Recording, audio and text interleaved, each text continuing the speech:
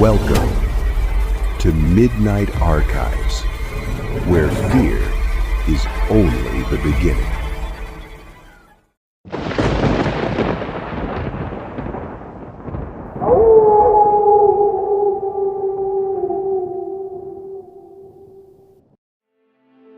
The Ural Mountains, a rugged and remote range that separates Europe from Asia, have long been a source of mystery and intrigue. In the winter of 1959, this vast and unforgiving wilderness became the stage for one of the most perplexing and chilling mysteries of the 20th century. The Dyatlov Pass incident, named after the leader of a group of experienced hikers who met a tragic and unexplained end, has baffled investigators, scientists, and conspiracy theorists for decades. To this day, the events that transpired on that fateful expedition remain shrouded in mystery, leaving behind more questions than answers. In January 1959, a group of 10 experienced hikers from the Ural Polytechnical Institute in Sverdlovsk, now Yekaterinburg, set out on an ambitious skiing and mountaineering expedition.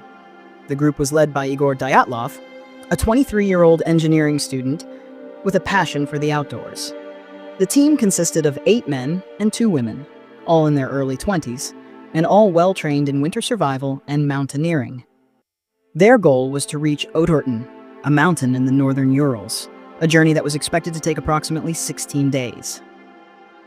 The group was well prepared, equipped with ample supplies, warm clothing, and a detailed plan. They were also required to send telegrams to their sports club at various checkpoints along the way, confirming their progress. The first telegram, sent on January 25th, reported that the group had arrived in the town of Ivdel and was preparing to begin their trek into the wilderness. The second telegram, sent on January 28th, confirmed that they had reached the last inhabited settlement, Vizhai, and were heading into the mountains.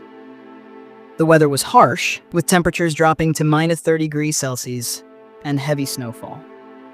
Despite the challenging conditions, the group was in high spirits, confident in their abilities, and excited for the adventure ahead. Little did they know that this would be their final journey.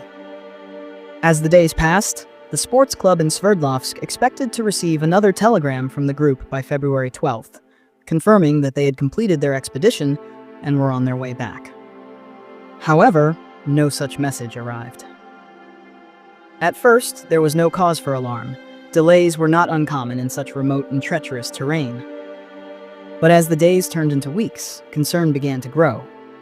On February 20th, the families of the hikers demanded that a search and rescue operation be launched. The following day, a team of volunteers, along with military and police personnel, set out to find the missing group. The search was hampered by the harsh winter conditions, but on February 26th, the rescuers made a grim discovery. The search team found the group's tent on the eastern slope of Kholat Syakhl.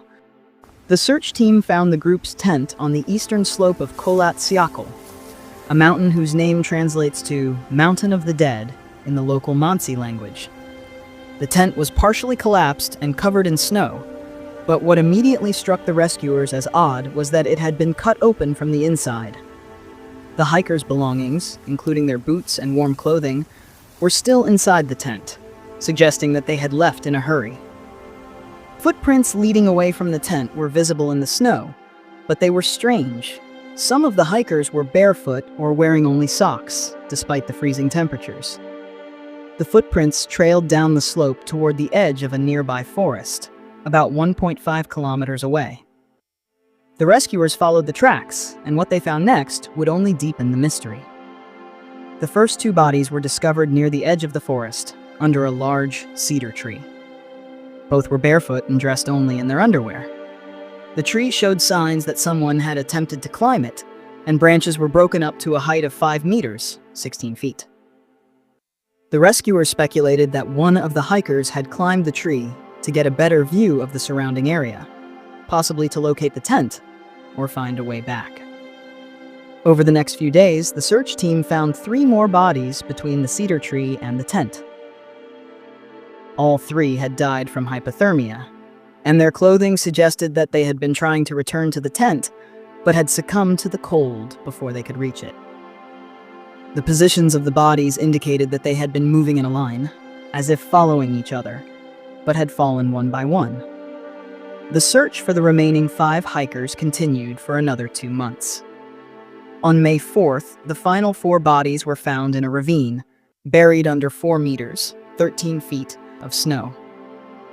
These hikers were better dressed than the others, and some were wearing clothing that had been taken from the first group of bodies. However, their injuries were far more severe.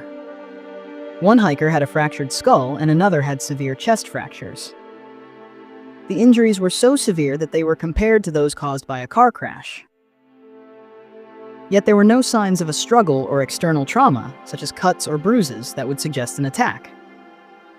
The hikers' tongues were also missing, a detail that would later fuel wild speculation about what had happened.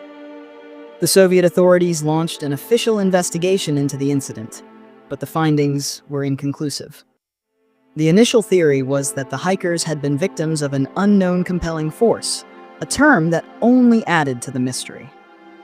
The case was classified, and the files were sealed, leaving the public to speculate about what had really happened.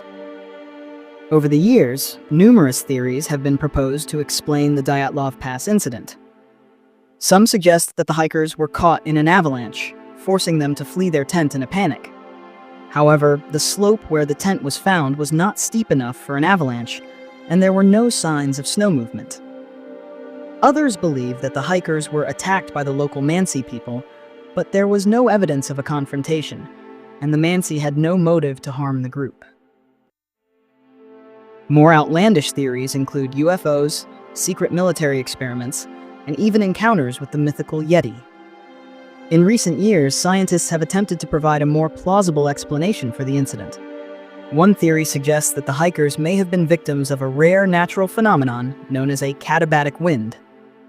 These powerful, gusty winds can reach speeds of up to 200 kilometers per hour, 124 miles per hour, and can cause sudden and extreme drops in temperature.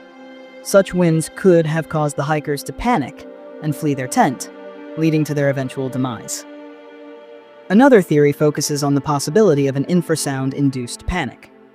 Infrasound, which is sound at a frequency too low for humans to hear, can cause feelings of fear and dread, as well as physical discomfort. Some researchers believe that the shape of the terrain around Kholat Syakhl could have created infrasound waves, causing the hikers to experience a collective panic and flee into the night. The Dyatlov Pass incident remains one of the most enduring mysteries of the modern era. Despite numerous investigations, documentaries, and books, the true cause of the hikers' deaths has never been definitively determined. The case has inspired countless theories, ranging from the plausible to the fantastical, and continues to captivate the imagination of people around the world. In 2019, Russian authorities reopened the investigation into the incident, but the results were inconclusive.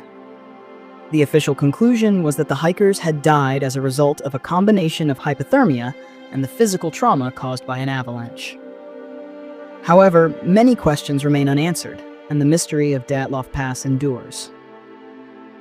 Today, Kholat Syakhl is a place of pilgrimage for adventurers, conspiracy theorists, and those drawn to the unknown. The Dyatlov Pass incident serves as a reminder of the power and unpredictability of nature, as well as the limits of human understanding.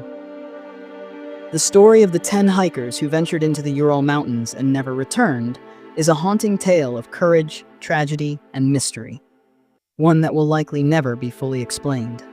As the wind howls through the pass and the snow blankets the landscape, the Mountain of the Dead stands as a silent witness to the events of that cold winter night in 1959. The truth may lie buried beneath the snow, but the legend of Dyatlov Pass lives on, a testament to the enduring allure of the unknown.